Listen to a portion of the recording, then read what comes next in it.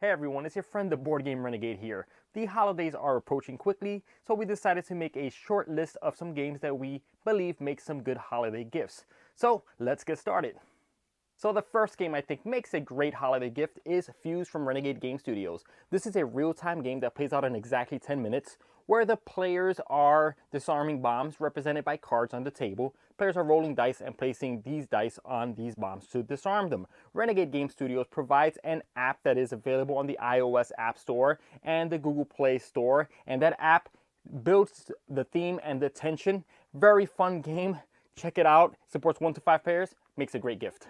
So the second game I think makes a great holiday gift is Teenage Mutant Ninja Turtles Dice Masters. Now Dice Masters has been around for a while and it is a collectible game.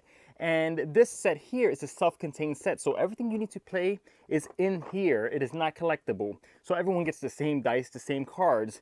And this makes a good gift for anyone that is trying to get into Dice Masters or someone that is not into collectible games. And Dice Masters is super fun, so this makes a good gift.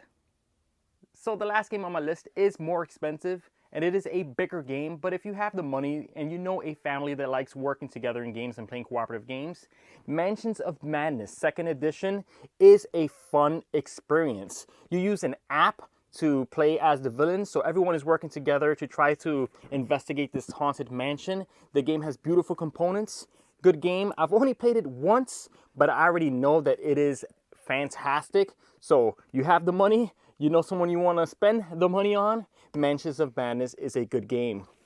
Thank you for watching, and continue watching the other contributors' clips. Hey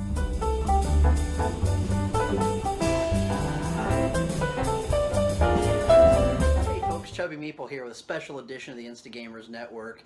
Doing a quick holiday gift buying video, if you will. Going to talk about 3 games that I think are great for, again, families. Things that are easy to teach, easy to play with kids, and things that your kids could even beat you at, so be careful, everyone. The first game on today's list is Quartz. Now, it's the newest game I'm going to talk about. This is a push your luck set collection kind of game where you're drawing gems out of a bag, you're placing them on your mine cart. You're all dwarves kind of mining these gems. But if you get 2 of the black gems, you get kicked out of the mine. You don't get to score anything. So you have to be careful with what you take out of there.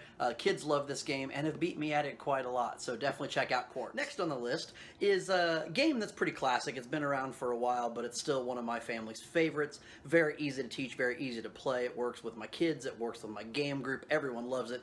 And that game, of course, Splendor. Very easy. Again, some set collection. You're drawing gems, using those gems to buy cards, which then give you more gems to buy more expensive cards and score points. First to 15 wins. I've been beat by my 10-year-old quite a lot at this game, and I love it. It makes me kind of a proud dad. So definitely check out Splendor. And finally, what happens if you've got multiple kids, but only one of them wants to play a game with you? Well, that's where Onitama comes in.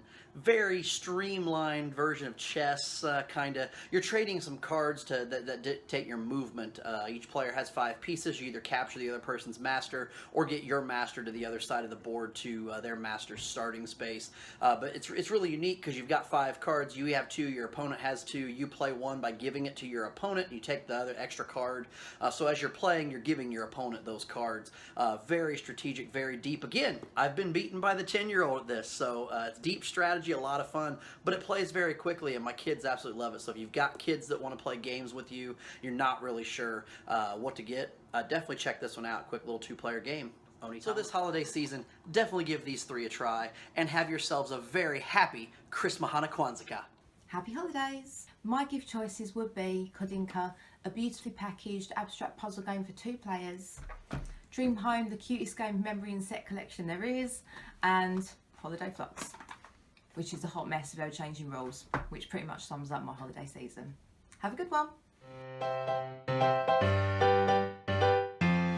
Hello everyone, my name's Annette, and you might know me on social media as nettersplays, and today I'm going to suggest 3 different games that you can give to someone that you love for the holidays. So let's get to it. So the first game that I suggest is a small compact game that easily fits in a sock, and this game is Fuji Flush. Now, Fuji Flush plays 3 to 8 players, and it plays in between 15 to 20 minutes, and it's a lot of fun and really easy to teach. All it is a deck of cards, and you can start dealing a hand of cards to every single player. Then you can just immediately start the game. The rules are very simple and it's just hilarious. It's a lot of fun. And because the game doesn't take long, you can easily play several games over and over again. And that's why I like Fuji Flush. So if you're looking for that great game to give to your significant other, a 2-player game that I would suggest is Patchwork. Now, Patchwork is a great 2-player game. Now, it's about quilting, which doesn't necessarily appeal to everyone. However, it's a great little abstract game where it's more or less like Tetris, the board game. You have these different pieces that you're trying to go ahead and patch onto your quilt, and you're trying to fill up your whole blanket. Has different buttons to score points, and it's just a lot of fun. You're thinking a lot about what to do. It's really strategic, and it's really simple and fun, and something you can easily share and show off to your opponent or your loved one. And that would be Patchwork. So the next game that I suggest is for that gamer in your family. Now, this game is very epic, and it's called Great Western Trail. This game is all about cattle driving. You're moving your cattle all the way from Texas, all the way up to Kansas City, and you have this huge board to work with. Now, this board, you can see the different routes. It has railroads up here, has all these people you're going to be able to hire. It has all these cattle cards that they can play with, a player map that they can work their problems out with, along with tiles and a bunch of wooden chips and more. So the cool thing about this game is that it recently just came out, and more than likely your gamer buddy doesn't have this game just yet. So if you're looking for that great epic game to gift to someone that already has a bunch of games already, I would suggest getting Great Western Trail. So these are the 3 games that I would suggest as perfect gift giving ideas for the gamers and non-gamers in your family. So have a happy holidays, and I'll see you next time.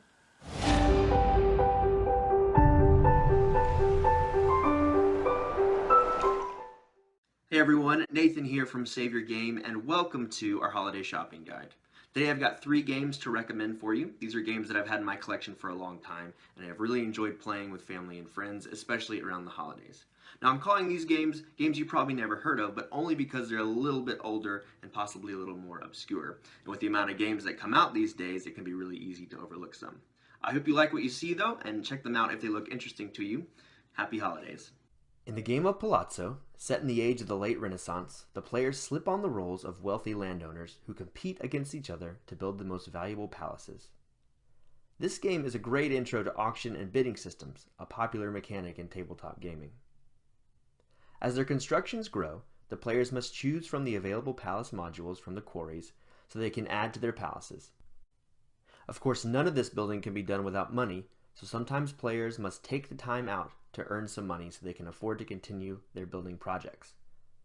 The person with the most valuable palace at the end of the game wins. Believe it or not, there are more games in the Catan series than the base Settlers itself and its expansions. The Catan Adventures game Candemir is probably one of my favorites of all time. Players take on the role of newcomers to Catan and learn how the adventurous life in the first settlement played itself out.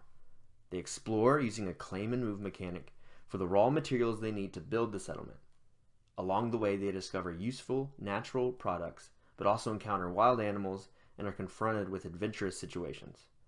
I love the light role-playing you can do in this game as you take on the persona of one of the settlers.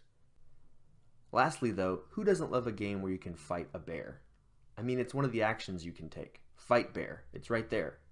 Dungeon is probably the oldest game on the list, having been originally pressed in 1975. You can really see its impact on tabletop gaming, especially in games like Munchkin and other dungeon crawlers. Players explore a dungeon that is divided into levels of increasing difficulty, fighting monsters for valuable treasure. As players venture deeper into the dungeon, the monsters become more difficult and the treasure more valuable. Several character classes each have slightly different fighting abilities, most notably the wizard, who can cast spells. Combat is simulated using dice. Players roll the dice to attack a monster, and if unsuccessful, the dice are rolled to determine the effect of the monster's counterattack. Get the most treasure and make it to the exit, and you win. Hi, my name's Dave Adams, and you might know me as Nerd of Wisdom on Instagram. Usually when I buy board games, it's for families and not just for individuals, so that's what I'm going to look at now. First up is Age of War by Reiner Knizia. You are warlords in ancient Japan trying to conquer different clans or castles. I taught this game to my nephew who's in grade 2, and he took to it really easily. It wasn't violent for him. Got your castles laid out on cards, and they have different requirements on them from dice that you roll. And all you're really doing is rolling the dice, choosing which card you're going to, or which castle you're going to attack, and laying the symbols down on different lines. And you can only do one line at a time. If you don't roll anything you can use on any of those lines, you have to remove a die. And so your dice pool is always shrinking. It's so accessible. It's really easy. Kids just pick it up straight away. Now, the next game I only played for the first time this year, but it is possibly one of my favorite games that I've played this year, and that's Thebes. Thebes has you set out as archaeologists on digs, and you have to go and gather knowledge. You hunt for knowledge by drafting cards. And when you go to the specific dig site, you spend that many knowledge points to look at what your probability of getting a good result is. And the way they equate that is on this really marvelous little wheel where if you've got, say, 10 knowledge in the site, you turn to the 10 and you look down, you see how many weeks you're going to dig. That tells you how many pieces you can pull out of the bag. Dive into the bag, you pull out chips, and some of them will just be nothing, but some of them might have artifacts on them. Some of them might be worth 1 point through to 6 points. And the thing that I love most about this game is that the main currency of the game is time. Every action you take costs you time on the time tracker that goes around the board. You have 3 years to finish the game, and it all works and is integrated into the theme so brilliantly. It's just such an easy game to learn, but there's a richness to the game that's fun. My final game is just a little bit step above Thebes again. That's Lords of Vegas. The game is essentially not just about casinos, but tries to embody the richness of the gambling aspect. This game is area control. You're trying to build hotels along the Las Vegas Strip. The point tracker itself is interesting because it really forces you to build and to acquire and to expand your hotels. Every time you score 1 point for each hotel you own. But then after a certain point, only hotels that take up 2 adjacent spaces of the same hotel get to score a point. But then after a while, you need 3 adjacent hotels of the same hotel to score that next point. There's also the opportunity to gamble at opponents' hotels, which means that you could actually make off with a lot of your opponent's money, or you could end up paying back to your opponent a lot of money. Though there is this strong random element built into the game, I can still be rewarded as a strategic or tactical thinker. It's the people who take the big risks that often win the most and have the most to gain. I hope those games are useful to you. They're not recent releases, but they're just really great, strong performers. I'm Dave Adams, and I'll catch you on Instagram.